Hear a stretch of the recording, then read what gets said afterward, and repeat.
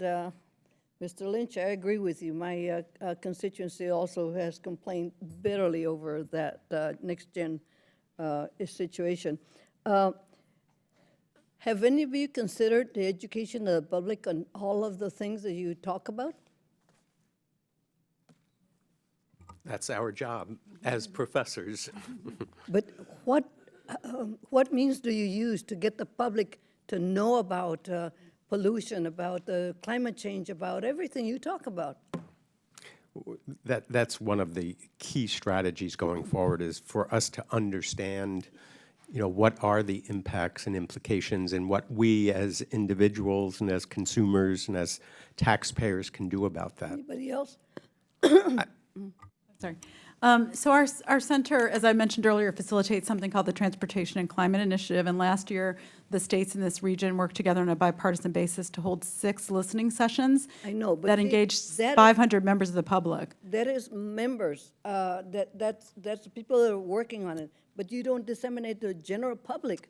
They need to hear from you. Right, and that's a great point. And we did really try to reach out to diverse constituencies, and we got a lot of really unusual bedfellows in the room, but I know it's just a start. The other way that we try to have information is up on the website that has a state energy Who knows analysis what the tool. website is? Right. So, I mean, we try to make our resources available broadly and for free. We need to get more of that out. Anything else?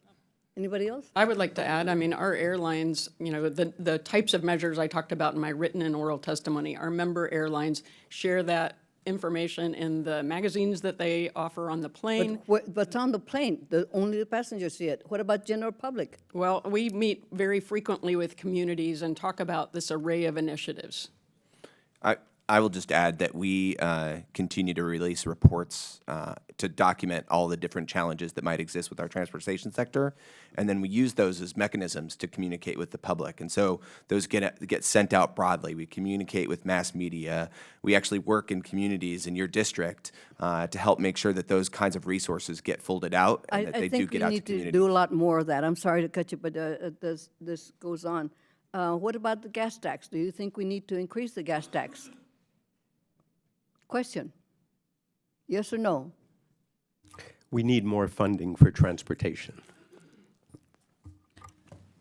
I do, and many states have actually increased the gas tax. Oh, yes, but I mean federal. We Yes, haven't done yes, an increase I think it's in overdue. decades. I think it's overdue. And I think there are other ways that you can increase revenues to invest in cleaner and more resilient transportation as well. I think you need to either increase the gas tax or institute a VMT, vehicle miles travel tax. True. I think we need a comprehensive effort to figure out how we're going to fund the future of transportation, and we'd love to work with you and the committee to help figure out the right path. Well, I wasn't really going to speak about the gas tax because we use jet fuel. So we are very heavily taxed sector. And as you heard in my testimony, we were already very motivated by the fact that fuel is our #1 or #2 cost in any given year to do, reduce emissions and fuel burn. Thank you. Ms. Arroyo, our water managers, this is another topic, are seeing firsthand the effects of prolonged drought, less snowpack, more flooding, extreme rain events on our communities and on our infrastructure system. They don't have time to debate climate change, and they are dealing with it now. Why is it important to build resiliency? Well, because, as you said, people are already experiencing these impacts, whether they're facing drought and fires in the West or flooding in my home state, where Congressman Graves has been a leader on trying to build resilience.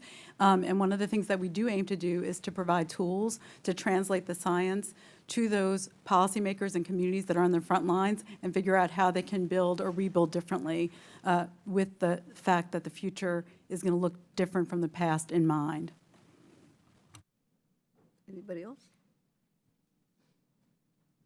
I would just note that, as we discussed earlier, mitigation is a lot cheaper than adaptation.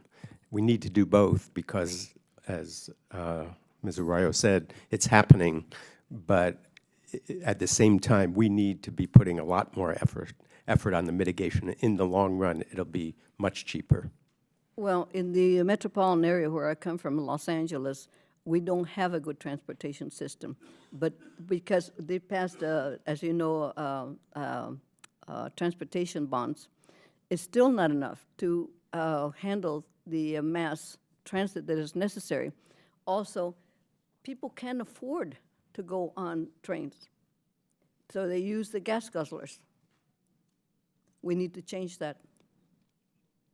I'll just very quickly plug the idea. One of the major themes I've been trying to articulate is that we do have the tools and the business models and the technologies to solve much of that, to provide better access to lower income, disadvantaged community, to increase pooling services, because now there's information available. We can pool trips, we can provide first, last mile access, we can use these micro, vans that run like a Lyft and Uber.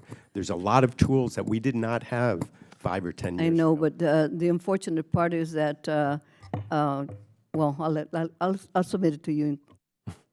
Perhaps you could send that to us in writing if we have that information. We'll now go to Mr. Smucker for 5 minutes.